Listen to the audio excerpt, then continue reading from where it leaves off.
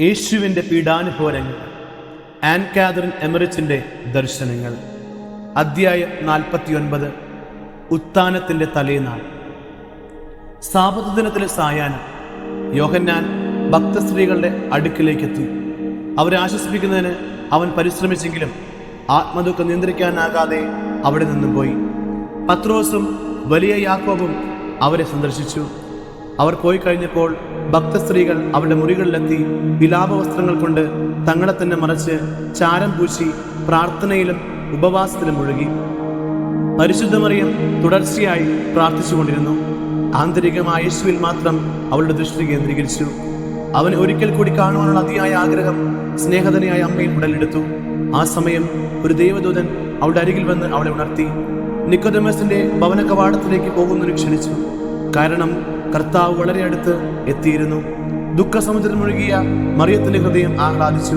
അവൾ പെട്ടെന്ന് പുറങ്കുപ്പായം എടുത്ത് ധരിച്ച് എവിടെ പോകുന്നുവെന്ന് ഭക്തസ്ത്രീകളെ പോലും അറിയിക്കാതെ പുറപ്പെട്ടു. യേശുവിനെ സംസ്കരിച്ച ശേഷം പട്ടണത്തിലേക്ക് തിരികെ പോന്ന കല്ലറയുടെ സമീപത്തുള്ള ആ ചെറിയ പ്രവേശന കവാടത്തിലേക്ക് മറിയം അതിവേഗം നടക്കുന്നത് ഞാൻ കണ്ടു. അപ്പോൾ രാത്രി 9 മണിയായിരുന്നു. കവാടത്തിനടുത്ത് ഏകാന്തമായ ഒരു സ്ഥലത്തെത്തിയ പരിശുദ്ധ മറിയം പെട്ടെന്ന് മുകളിലേക്ക് നോക്കി. അവൾ ആനന്ദ നിമഗ്നയായി. കാരണം ജെറുസലേം പട്ടണം അതിലുള്ള മുകളിൽ ഉജ്ജ്വലശോഭയോടെ മുറിവുകളുടെ യാതൊരു അടയാളം കൂടാതെ പൂർവ്വപിതാക്കന്മാരെ വലയം ചെയ്യപ്പെട്ട് നമ്മുടെ കർത്താവ് അവൾക്ക് പ്രത്യക്ഷനായി. അവൻ അവളുടെ അടുക്കലേക്ക് ഇറങ്ങി വന്ന് തന്നെ സ്നേഹിക്കുന്നവരുടെ നേരെ തിരിഞ്ഞ് ഹൃദ്യമായി പരിചയപ്പെടുത്തിക്കൊണ്ട് ഇതാ മേരി എൻ്റെ അമ്മ എന്ന് പറഞ്ഞ് അവളെ അഭിവാദനം ചെയ്ത് അപ്രത്യക്ഷനാകുന്നത് കൊണ്ട് ഞാൻ കണ്ടു. സ്നേഹാസ്ത്രങ്ങളോടെ അമ്മ മുട്ടുകുത്തി അവിടെ നിന്നിരുന്ന സ്ഥലം ആദരവോടെ കുമ്പിട്ട് നമസ്കരിച്ചു. അവളുടെ കൈപ്പത്തികളുടെയും കാൽമുട്ടുകളുടെയും അടയാളങ്ങൾ അപ്പോൾ ആ കല്ലുകളിൽ പതിഞ്ഞു. മേരി തിരികെ എത്തിയപ്പോൾ ഭക്തസ്ത്രീകളെല്ലാവരും വലിയൊരു മേശയുടെ ചുറ്റുമിരുന്നു. സുഗന്ധക്കൂട്ടുകൾ തയ്യാറാക്കുകയായിരുന്നു. മേശവിരി തറയിൽ മുട്ടി നിന്നു. ഔഷധ സസ്യങ്ങൾ കെട്ടുകളാക്കി കൂട്ടിയിരുന്നു. അവർ അതെല്ലാം ഒരുമിച്ച് ചേർത്ത് വേണ്ടവിധം ക്രമപ്പെടുത്തി. സുഗന്ധക്കൂട്ടുകൾ തയ്യാറാക്കിക്കൊണ്ടിരുന്ന ഭക്തസ്ത്രീകളോട് ചേർന്ന് പരിശുദ്ധ മറിയം അതിരച്ച ആനന്ദം അനുഭവിച്ചു. എന്നാൽ തനിക്ക് ലഭിച്ച ദർശനം അവൾ അവർക്ക് വെളിപ്പെടുത്തിയില്ല. അവളുടെ ദൃഢതയും മനോധൈര്യം വീണ്ടെടുക്കപ്പെട്ടു. പൂർണ്ണമായി നവീകരിക്കപ്പെട്ടതിനാൽ മറ്റുള്ളവരെ ആശ്വസിപ്പിക്കുകയും അവരുടെ വിശ്വാസം ബലപ്പെടുത്തുന്നതിന് പരിശ്രമിക്കുകയും ചെയ്തു. അതിവിശിഷ്ടമായ സുഗന്ധച്ചെടിയുടെ സിനിമ തൈലം ചെറിയ കുപ്പികളിൽ കരുതി വെച്ചിരുന്നു. അതോടൊപ്പം തന്നെ സാധാരണ പുഷ്പങ്ങളുടെ കെട്ടുകളും ഉണ്ടായിരുന്നു. നിറത്തിലും പരിമളത്തിലും വിശേഷമായ പ്രത്യേക ലില്ലിപ്പൂക്കൾ അക്കൂട്ടത്തിൽ ധാരാളം ഉണ്ടായിരുന്നു ഞാൻ ശ്രദ്ധിച്ചു. Magdalene, ക്ലെയോഫസ്, Mary, Salomi, Yohanna, Mary Salomi എന്നിവരാണ് പട്ടണത്തിൽ നിന്ന് ഇവയെല്ലാം എത്തിച്ചത്. ദിവ്യഗുരുവിന്റെ ശരീരത്തിൽ പുഷ്പങ്ങളും സുഗന്ധദ്രവ്യങ്ങളും അർപ്പിക്കുന്നതിന് സൂര്യോദയം മുമ്പ് തന്നെ അവിടെ എത്തുക എന്നതായിരുന്നു അവരുടെ ഉദ്ദേശം. അരിമത്യക്കാരൻ ജോസഫിനെ വിരോധികൾ ബന്ധിച്ച് പാർപ്പിച്ചിരുന്ന തടവറയുടെ ഉൾഭാഗം എനിക്ക് ദൃശ്യമായി. അയാൾ ദാഹിച്ചു പ്രാർത്ഥിച്ചുകൊണ്ടിരിക്കുകയായിരുന്നു. അവിടെ ആകസ്മികമായ ഉജ്ജ്വല ശോഭയിൽ മുഴുകി. അലൗകിക തേജസ് പരന്നു. ജോസഫ് എന്ന് പേര് ചൊല്ലി വിളിക്കുന്ന സ്വരം ഞാൻ കേട്ടു. ഉടനെ തന്നെ തടവറയുടെ മേൽക്കൂര തുറക്കപ്പെട്ടു. യേശുവിന്റെ ശരീരം പൊതിയുന്നതിന് അദ്ദേഹം വാങ്ങിയ കച്ചയോട് സാമ്യമുള്ള കച്ച കയ്യിൽ പിടിച്ച ഒരു ദൈവദൂതന്റെ പ്രഭാപുരനായ രൂപം തടവറയുടെ മുകളിൽ പ്രത്യക്ഷപ്പെട്ടു. ജോസഫ് 2 കൈകൾ കൊണ്ടും ആ കച്ചയിൽ മുറുകെ പിടിച്ചപ്പോൾ അയാൾ മുകളിലേക്ക് വലിച്ചെടുക്കപ്പെട്ടു. മേൽക്കൂര അടയുകയും തടവറ പൂർവ്വസ്ഥിതിയിൽ തന്നെ കാണപ്പെടുകയും ചെയ്തു. അയാൾ സുരക്ഷിതനായി വെളിയിലെത്തി. സിയോന് തെക്ക് വശത്തുള്ള പട്ടണമതിലുള്ള മുകളിൽ കൂടി ജോസഫ് സാവകാശം നടന്നു. സെനേക്കിന് സമയമെത്തി എന്ന് മനസ്സിലായപ്പോൾ താഴെ ഇറങ്ങി അടച്ചിട്ടിരുന്ന ഈ സൗരത്തിന്റെ വാതിൽ മുട്ടി. ജോസഫ് ബന്ധനസ്ഥനായപ്പെട്ടതിന് അവിടെ സമ്മേളിച്ചിരുന്ന ശിഷ്യന്മാർ വളരെയധികം ദുഃഖിച്ചിരുന്നു. എന്നാൽ അവർ നിസ്സഹായരായിരുന്നു. അയാൾ വെള്ളത്തിലെറിയപ്പെട്ട് മരിച്ചുവെന്നായിരുന്നു അവരുടെ വിചാരം. അങ്ങനെ ഒരു വാർത്ത അവിടെ പ്രചരിപ്പിച്ചിരുന്നു. വാതിൽ മുട്ടിയത് ജോസഫ് തന്നെയാണെന്ന് മനസ്സിലാക്കിയപ്പോൾ അവർക്കുണ്ടായ സന്തോഷം വലുതായിരുന്നു. എന്താണ് സംഭവിച്ചതെന്ന് ജോസഫ് വിശദീകരിച്ചപ്പോൾ അവർക്ക് ഒരേ സമയം ആശ്ചര്യ സന്തോഷം തോന്നി. തീക്ഷ്ണതയോടെ അവർ ദൈവത്തിന് നന്ദി പറഞ്ഞ് പ്രാർത്ഥിച്ചു. വിശന്ന അവശനായ ജോസഫിന് അവർ ഭക്ഷണം നൽകി. തടങ്കലിലായപ്പോൾ മുതൽ ആഹാരം ലഭിക്കാതെ കഴിയേണ്ടി വന്ന അയാൾക്ക് ഭക്ഷണം അത്യാവശ്യമായിരുന്നു. രാത്രി തന്നെ അയാൾ ജെറുസലേം വിട്ട് സ്വന്തം സ്ഥലമായ അരിമത്യയിലെത്തുകയും ജെറുസലേമിൽ തനിക്ക് ഭീഷണിയിലെന്ന് മനസ്സിലാകുന്നവരെ സ്വദേശത്ത് താമസിക്കുകയും ചെയ്തു. സാബത്തിന്റെ അവസാന നിമിഷങ്ങളിൽ നിക്കോദെമസിന്റെ ഭവനത്തിൽ കയ്യാഫാസിനെ ഞാൻ കണ്ടു. സൗമനസ്സുനടിച്ച് അയാൾ നിക്കോദെമസിനോടും സംസാരിക്കുകയും നിരവധി ചോദ്യങ്ങൾ ചോദിക്കുകയും ചെയ്തു. യേശുവിന്റെ നിരപരാധിത്വം തറപ്പിച്ചു പറഞ്ഞുകൊണ്ട് അയാൾ ദൃഢതയോടെ പ്രതികരിച്ചു. എന്നാൽ അവർ അധിക സമയം ഒരുമിച്ച് ചെലവഴിച്ചില്ല. യേശുവിനെ സംസ്കരിച്ച കല്ലറ പെട്ടെന്നാണ് എൻ്റെ ദൃഷ്ടിയിൽപ്പെട്ടത്. അവിടെ വളരെ ശാന്തവും നിശബ്ദവുമായിരുന്നു. കല്ലറ സൂക്ഷിക്കുന്ന യോഗ്യപ്പെട്ട 6 പേർ വാതിലിന് മുമ്പിൽ നിൽക്കുകയായിരുന്നു. കുറെ കഴിഞ്ഞ് അവർ ഇരിക്കുന്നത് ഞാൻ കണ്ടു. കാസിയൂസും ഒപ്പമുണ്ടായിരുന്നു. എന്തോ വലിയ സംഭവം പ്രതീക്ഷിച്ച് ധ്യാനലീനനായി ഞാൻ കാണപ്പെട്ടു. ദിവ്യരക്ഷകന്റെ ശരീരം കച്ചയിൽ പൊതിഞ്ഞ നിലയിൽ പ്രകാശത്താൽ വലയം ചെയ്യപ്പെട്ടിരുന്നു.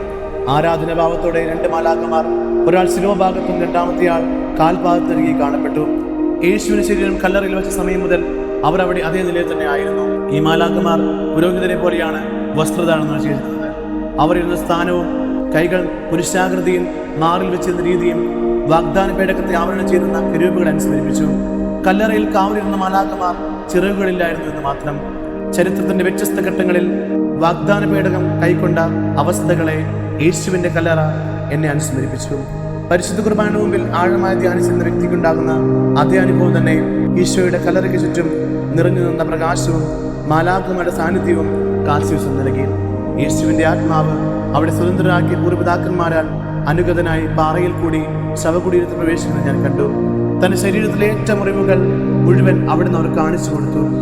അവരെ രക്ഷിക്കുന്നതിനായി താൻ സ്നേഹിച്ച പീഡനങ്ങളുടെ ആധിക്യം അവർക്ക് ദൃശ്യമാകുന്നതിന് യേശു ആഗ്രഹിച്ചതിനാൽ ശരീരം പൊതിഞ്ഞിരുന്ന കച്ച നീക്കിയിട്ടതായി കണ്ടു. ഓരോ മുറിവിന്റെയും ആഴവും സ്തുതിയും വളരെ വ്യക്തമായി കാണത്തക്ക വിധം ശരീരം സുതാര്യമായി കാണപ്പെട്ടു. അവർക്ക് ഈ ദർശനം ആശ്ചര്യമുളവാക്കി. അതേസമയം സഹോനുഭൂതിയിൽ എഴുതിയെന്ന വാക്കിന് അത് കാരണമാവുകയും ചെയ്തു. എനിക്ക് ലഭിച്ച അടുത്ത ദർശനം വ്യക്തമായി വിവരിക്കുന്നതോ വിശദീകരിക്കുന്നതോ കഴിയാത്ത വിധം അത്ര നിഗൂഢമാണ്. ശവകുടീരത്തിനകത്തു നിന്നും യേശുവിന്റെ ആത്മാവ് ശരീരം ഒരുമിച്ച് പുറത്തേക്ക് എടുക്കപ്പെടുന്നതായി ഞാൻ കണ്ടു. ആത്മാവ് ഇപ്പോഴും ശരീരത്തോടെ പരിപൂർണമായി ഒത്തുചേർന്നില്ല. അതിനാൽ ശരീരം നിർജീവമായി നിലകൊണ്ടു. യേശുവിന്റെ ശരീരത്തിന്റെ ഇരുവശങ്ങളിലുമായി മുട്ടുകുത്തി ആരാധിച്ചുകൊണ്ടിരുന്ന മലാഖമാർ മുറിവുകളാൽ വിമുഖമായിരുന്ന ശരീരം കച്ചകളില്ലാത്ത ശവകുടീരത്തിൽ കിടന്ന അതേ അവസ്ഥ തന്നെ പാറയിൽ കൂടി പുറത്തേക്ക് സംഭവിക്കുന്നതായി കണ്ടു. തത്സമയം പാറയിളകി വിറച്ചു. പീഡാസഹനത്തിന്റെ മുറിവുകൾ നിറഞ്ഞ തന്റെ ശരീരം സന്തോഷത്തിന്റെയും ആരാധനയുടെ ഗാനങ്ങൾ ആരംഭിച്ചുകൊണ്ട് നിൽക്കുന്ന അസംഖ്യം മാലാഖമാരുടെ ഗണങ്ങളാൽ വലയം ചെയ്യപ്പെട്ട് സിംഹാസനത്തിലിരിക്കുന്ന തന്റെ സ്വർഗീയ പിതാവിന് യേശു കാഴ്ചവെക്കുന്നതായി എനിക്ക് ദൃശ്യമായി. നമ്മുടെ കർത്താവ് മരണ സമയത്ത് ധാരാളം വിശുദ്ധാത്മാക്കൾ തങ്ങളുടെ ശരീരത്തിൽ തിരികെ പ്രവേശിച്ച് ജെറുസലേം ദേവാലയത്തിലും മറ്റു പല ഭാഗങ്ങളിലും പ്രത്യക്ഷപ്പെട്ട് അവസ്ഥ ഇന്ന് തന്നെയായിരിക്കും. എന്തുകൊണ്ടെന്നാൽ അവർ പ്രവേശിച്ച ശരീരം യഥാർത്ഥത്തിൽ ജീവനുള്ളതായിരുന്നില്ല. അപ്രകാരമായിരുന്നെങ്കിൽ ഒരിക്കൽ കൂടി അവർക്ക് മരിക്കേണ്ടി വരുമായിരുന്നു. എന്നാൽ തങ്ങളുടെ പൂർവ്വ അവസ്ഥയിലേക്ക് ബുദ്ധിമുട്ടില്ലാതെ തന്നെ അവർ തിരികെ പോയി. അതിനാൽ അവർ മനുഷ്യരൂപത്തിൽ പ്രത്യക്ഷപ്പെട്ടത് ഒരു വിധത്തിൽ പറഞ്ഞാൽ യേശുവിന്റെ ശരീരത്തോടെ പിതാവിന്റെ സന്നിധിയിതുപോലെയായിരിക്കണം. കാവൽക്കാരിൽ 3 പേർ നിലം പതിച്ച് അബോധാവസ്ഥയിലാകത്തക്ക വിധം അത്ര ശക്തമായ പാറ അടിമുടി വിറച്ചു മുഴുകി. മറ്റു 3 പേർ പട്ടണത്തിൽ നിന്ന് ഏതോ സാധനം കൊണ്ടുവരുന്നതായി പോയിരിക്കുകയായിരുന്നു. നിലം പതിച്ച പടയാളികൾ ഭൂമി കുലുക്കുന്ന ഫലമായിട്ടാണ് തങ്ങൾ വീണതെന്ന് ധരിച്ചു. ഈ സംഭവങ്ങളെല്ലാം കൃത്യമായി സൂചിപ്പിക്കുന്നത് എന്താണെന്ന് കാസിയൂസ് അറിഞ്ഞിരുന്നെങ്കിലും എന്തോ മഹാത്ഭുതത്തിന് മുന്നോടിയായി ഇതിനെ മനസ്സിലാക്കി ആകാംക്ഷയോടും പ്രതീക്ഷയോടും കൂടെ കാത്തുനിന്നു. ജെറുസലേമിന് പോയിരുന്ന പടയാളികൾ ഉടൻ തിരിച്ചെത്തി. ഭക്തസ്ത്രീകളെ ഞാൻ വീണ്ടും കണ്ടു. സുഗന്ധക്കൂട്ടുകൾ തയ്യാറാക്കിയ ശേഷം ചുരുട്ടുവെച്ചിരുന്ന മൊത്തവിരിപ്പുകളിൽ ചാരിയിരുന്ന് അവർ തങ്ങളുടെ സ്വകാര്യ മുറികളിൽ ശ്രമിക്കുകയായിരുന്നു.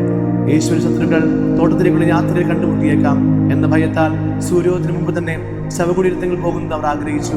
എന്നാൽ തന്റെ പുത്രൻ നൽകിയ ദർശനത്തിൽ നിന്ന് പുതുശക്തി ആർജിച്ച് പരിശുദ്ധ മറിയം അവരെ ആശ്വസിപ്പിക്കുകയും അല്പം ഉറങ്ങി വിശ്രമിച്ച ശേഷം പോകുന്നതിൽ ഭയപ്പെടാൻ ഒന്നുമില്ലെന്ന് പറഞ്ഞ് ധൈര്യപ്പെടുത്തുകയും ചെയ്തു.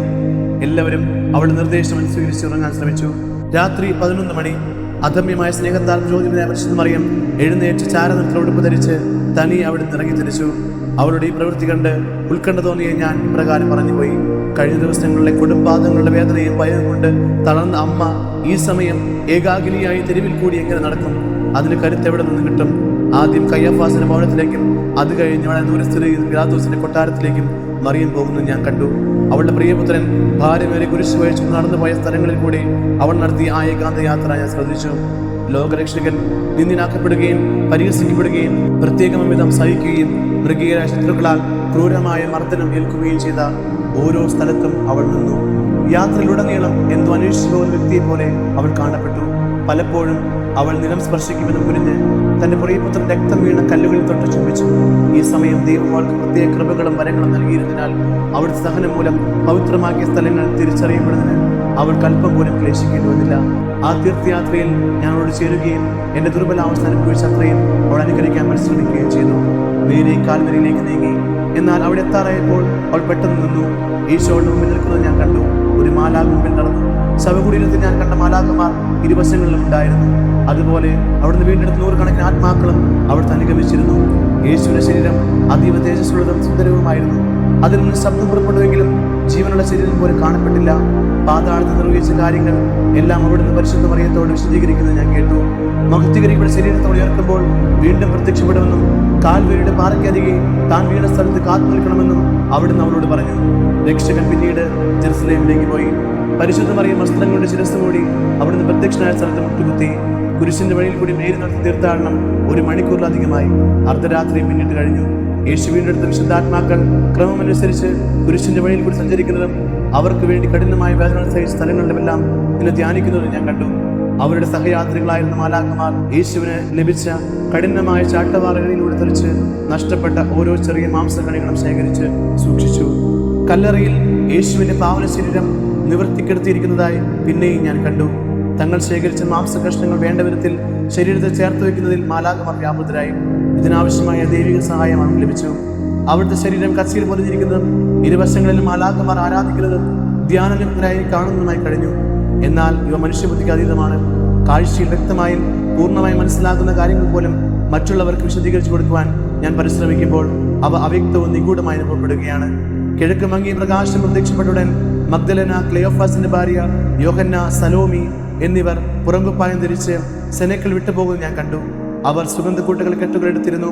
അവരിൽ ഒരാൾ കത്തിച്ച തിരി വസ്ത്രം കൊണ്ട് മറച്ചു പിടിക്കുന്ന പരിശ്രമിച്ച് നടന്നു.